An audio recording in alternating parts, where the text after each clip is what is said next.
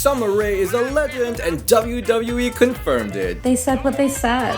Jade Cargill is 25-0, a bona fide star. Chelsea Green aligns with Mickie James on Impact, and Beth Phoenix the Glamazon is ready to destroy Maryse. Welcome everyone to Ring the Bell, this is DS and this is Women's Wrestling Weekly. And yes, another SmackDown that delivered. Another SmackDown that made us so happy. Cause what? The legend. WWE said it, so we can all say it. The legend Summer Rae was in the house. She was there in the audience for the singles match between Natalya and Aaliyah. And let me just tell you how excited I am that they are officially acknowledging their feud. And really, Total Divas was a super popular show, especially when Summer was on, and people remember this iconic, legendary feud. I love it, and I love that they're bringing back on TV instead of just talking about it on social media. I also think Summer looks great with the red hair. Someone said she should rename herself to Autumn Rae, not Summer Rae. I kind of like it. It reminds me of the whole 500 Days of Summer. By the way, Summer Rae has been getting attacked all weekend by the gatekeeper trolls online saying that she's not a legend, blah, blah, blah. I am seeing so many complaints that WWE called me a legend tonight. I don't make the rules, y'all. They said what they said. Let me know what your thoughts on this. Personally for me, I don't know why people are so mad about someone getting her recognition. But really, I think the whole internet madness, losing their shit over Summer Rae legend status only works in her favor and get people really talking about her leading up to Royal Rumble. To be completely honest, I don't think Summer Rae was on top of many people's list as someone returning who might get a good angle or time in this match when all the names were first revealed. But now, I think she might be getting some time. So I'm super excited about that. Back to the match between Natty and Aaliyah. Natty got disqualified in this match because she's still upset about last week losing to her so quickly that she's in Guinness World Record bug, which got her to beat up Aaliyah way too much, so she got DQ'd. And Natty gets even more upset after losing and beats up Aaliyah more, and then the Protector, Xia Li, comes out. I'm still deciding if her entrance graphic is cool or not. I think the whole electricity stuff is a little bit overdone, but overall I think it's still very cool. She comes out to protect Aaliyah from Natty. Good stuff. Stratifying. Now we saw Naomi versus Charlotte Flair rematch the championship contenders match. This was kind of a dud because Sonya decided to become a special guest referee. I feel like we've seen this before. Is this deja vu or what? And like what you expected, Sonya does not count 1, 2, 3 when Naomi hits huge rear view on Charlotte Flair. And then she just decides that Naomi tapped out the moment she was in figure 4, giving the win to Charlotte Flair. Wah, wah, wah. It was basically a rehash of everything. I mean, I'm still invested in this, and I'm excited to see what the payoff would be for Naomi. And I know the time is tough because it's WrestleMania season, so it's tricky time to get the feud going. But come on, let's get the ball rolling. We want to see Naomi kick some booty? Girl. Girl.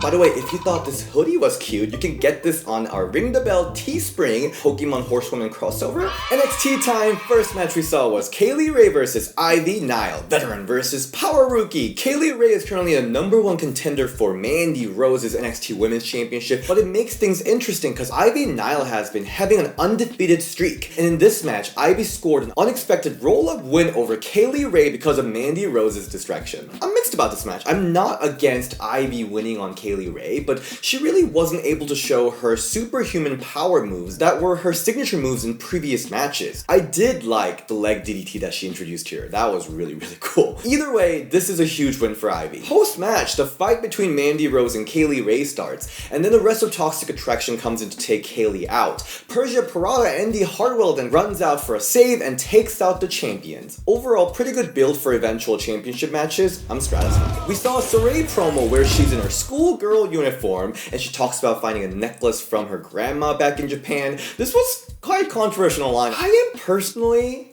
all for it. Saray desperately needed something to make her stand out from other Joshi wrestlers who at this point we're well exposed to. I think the magical girl gimmick could be both authentic to herself and be fresh to the North American wrestling scene. I personally grew up watching a lot of magical girl stuff. Sailor Moon, Wedding Peach. I freaking love that genre and I want her Titantron to have the whole transformation sequence. I want it! So I will say I'm satisfied. I'm very excited for it. Second match we saw was Dakota Kai versus versus Yulisa Leon. Quick 4-minute match, another surprise, I'll say. So Valentina Ferros and Yulisa Leon were officially introduced in this episode of NXT as a new team to go into the Dusty Rhodes Cup. They were performing a lot on 205. So I assume Yulisa, given that this is her debut episode, might be taking the win from Dakota. But nope, Dakota gets the win from the rookie with her huge kick. I mean, Dakota has been in that role in NXT where she's been helping out rookies shine in earlier in their career in these matches. I think though this is her time to shine because she's always a bridesmaid,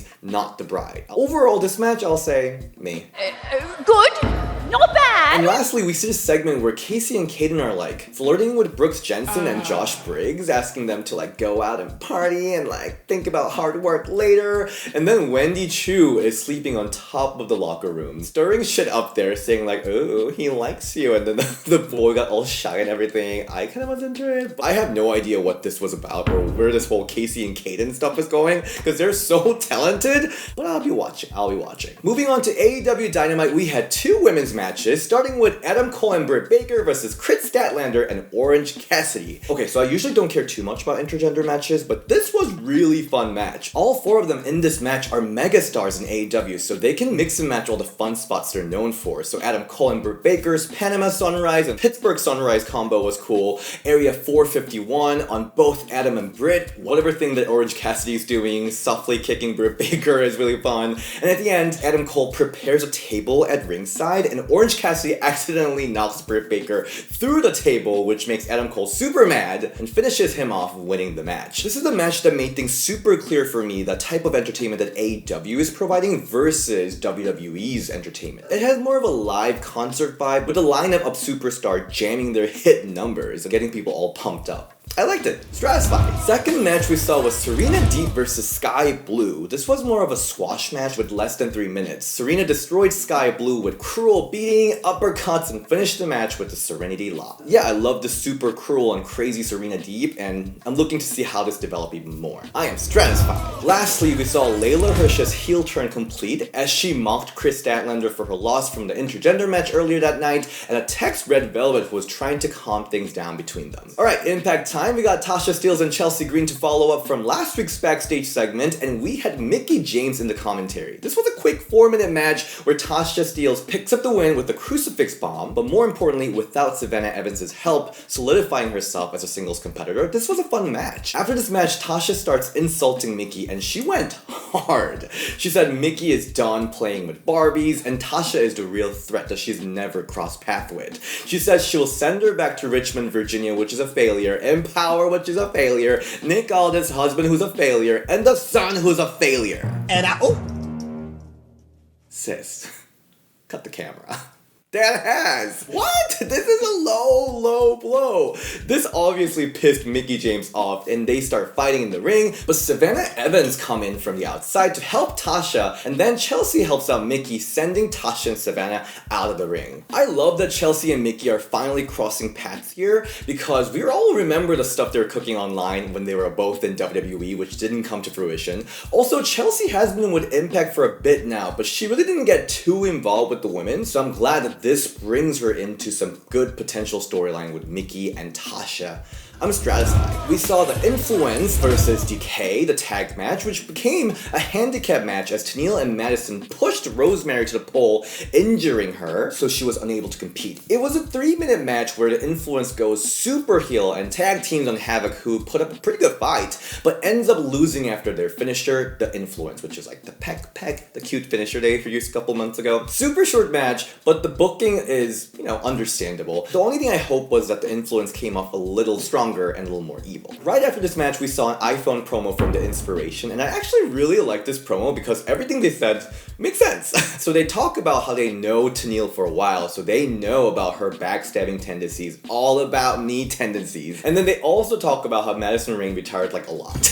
She retired for 10 times. The content was really strong. This was really funny. Again, we're in a kind of a tough situation here because of the COVID and quarantining. Wish they could have been at the taping to build the feud properly, but still, it was fun for what it was. We saw women take the main event spot of AEW Rampage TBS Championship match, Anna Jay versus Jade Cargill. I love that Jade Cargill had green eyeshadows and started saying that she's green like money in response to fans criticizing her for being too green to be a champion. I love it. She sure is that of AEW. And then I also love that Anna Jay started calling herself the Slayer. This was an interesting match given that this is a main event of Rampage and it's between two more of a green homegrown AEW talents. There were times that things looked a little bit awkward between them, but I think they do make up a lot with their individual star power, which is impressive thinking about how both of these women really soared through the stardom in AEW. I also think it's interesting that Anna Jay is making sleeper holds and choke holds into her signature movesets and style. She did a variety of holds in this match and I'm like, not fully sure how I feel about it right now. I don't think I remember any women that specialized in like sleeper holds as their like main thing. I don't know. It's not like they're particularly exciting moves. At the end, we saw Jade and Anna go back and forth from Queen Slayer to Jaded. Jade lands a huge bicycle kick and hits Jaded on Anna Jay to finish the match and retain the title. I love that they're really making Jade feel like a big deal. I love it. Stratisfying. They also had a promo package discussing the feud between Mercedes Martinez and Thunder Rosa, and I'm so excited for this feud. Just the war of words, just hearing them talking about each other is so intense. I'm so excited for this feud. Raw time. God. I have a food poisoning. I haven't had this in a while, so I'm little under the weather. I basically slept in the bathroom yesterday, but Raw was really fun regardless, so let's go through it. So we saw a singles match, Bianca versus Zelina Vega, random. I think it's always kind of funny that kind of a character discrepancy of Zelina as a queen, but she still bows. But one noteworthy thing that I realized was Corey Graves started calling Zelina a veteran, so I thought that was pretty nice, kind of acknowledging her past career in like TNA and everything. Ultimately, it was just kind of a Rumble showcase match. Bianca picks up a win. Basically, Bianca picks up and puts Zelina over the rope like right away, kind of showing that this is how I can eliminate everyone, is basically what Bianca's showing. Bianca back-to-back win? I won't be mad about it. I won't be mad about it. But I'm still for Lita winning the Rumble, to be honest. Their chemistry, as always, Bianca, Zelina, always very, very good. So this match, again, was pretty good. And that KOD was awesome. So Stratisfied for me. The second match we saw was 6-women tag match. Very random. Rhea Ripley, Dana Brooke, and Liv Morgan versus Tamina, Carmella, and Nikki ASH. And especially the second group, this heel group, feels like someone went into 2K22 and like selected random characters, and so random, especially because Carmella and Zelina are the tag champions, so like, I don't know. So everyone, including Zelina from the previous match and everyone in this match, they had a little like a side screen promo about how they're gonna win Rumble, like literally 1 or 2 sentences. My favorite was Dana Brooke because she was like, call me crazy, but I'm gonna win the Rumble. And I'm like, Dana, you could be a little more confident about yourself. This was kind of a mess. It was very reminiscent of old multi-diva match, the waterfall spot. But the moment Tamina just like fell, it kind of became a mess. But I really loved Rhea locking in that awesome submission move on Carmella. So yeah, I mean, it was what it is. It was what it is. I'll say me. Good. Not bad. Next, we saw a promo battle between Doudrop and Becky Lynch. Respect to Becky Lynch. You can say whatever you want about her, but she is great with promo, and it just wows me how her understanding of Becky Lynch's character is so extensive to a point where she can make motivations about any random stuff that creative maker do. So that was really the highlight of this whole conversation. I am actually pretty excited about this match. Like, this is just a random match at Royal Rumble, but I think Becky did a really good job telling a great story throughout the feud, and I think the physical interaction between them were minimal, so I'm really excited to see how Becky's gonna have a match with Doudrop. It's gonna be very different from her matches with Bianca and Liv. This could be a really fun match, so in that sense, I am pretty excited about it. So they did a pretty good job. I love when Doudrop got pissed and she just left. And then she went into Becky Lynch's room and trying to like cause havoc there. I thought that was a really good touch. So I liked it, Stratisfied. And then lastly, it was Maurice's birthday celebration. I actually missed the Alexa Bliss segment. So Alexa had a brief therapist segment. It's a slow burn. She just talked about meeting Lily for the first time. We'll see how this goes and if she will be in Royal Rumble. But right now, I am it's just going. It's going. At least it's getting consistent airtime. I love that the formal Divas champions are main eventing Raw again. Big takeaway from this segment is I want to marry The Miz. It's gonna be such a good husband. I learned that my love language is gift.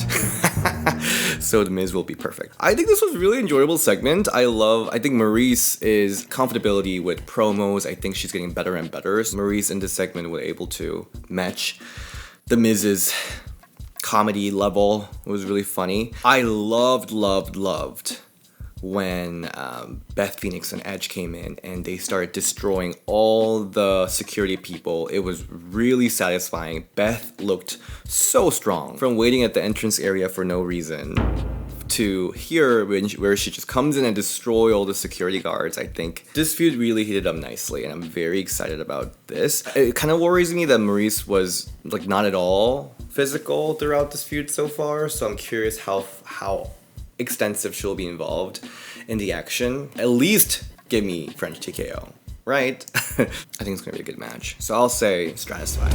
Alright, thank you so much for watching this week's review. This weekend is the Royal Rumble with so many legends coming up. I still haven't decided if I'm going or not. Last couple of weeks have been crazy for me because I'm currently in the process of launching a documentary on Peacock, which has been both very exciting and stressful. But thank you so much for joining in for another week of review. And if you want to see more of me, you can find me at DShin on Instagram and Ring the Bell DS on Twitter. Alright, see you next time. Bye!